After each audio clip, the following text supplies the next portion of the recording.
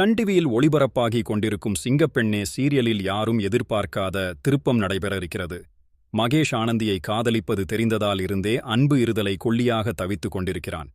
அன்பு எப்படியாவது ஆனந்தியை தன்னுடன் சேர்த்து வைத்து விடுவான் என மகேஷ் ரொம்பவே எதிர்பார்த்து கொண்டிருக்கிறான். அதேபோல் தன்னுடைய கனவு காதலன் அழகன் யார் என்று அன்பு சொல்லும் நேரத்தை எதிர்பார்த்து ஆனந்தி காத்து கொண்டிருக்கிறாள். அன்புக்கு இருக்கும் பிரச்சனை பத்தாது என்று அவனுடைய அம்மா அவனை ரொம்பவே நோகடித்து விட்டார். அன்பு பொய் சொல்லிவிட்டு ஆனந்தியின் ஊருக்கு போனது தெரிந்து ருத்ரதாண்டவம் ஆடிவிட்டார். என்னதான் அன்புவின் அம்மாவுக்கு ஆனந்தியை பற்றி புரிந்து இருந்தாலும் அன்புவுக்கு அவருடைய உறவுக்கார பெண்ணை திருமணம் செய்து வைக்க வேண்டும் என்பதில் உறுதியாக இருக்கிறார். இன்னொரு பக்கம் ஆனந்திக்கு மற்றொரு பெரிய சிக்கல் காத்து கொண்டிருக்கிறது.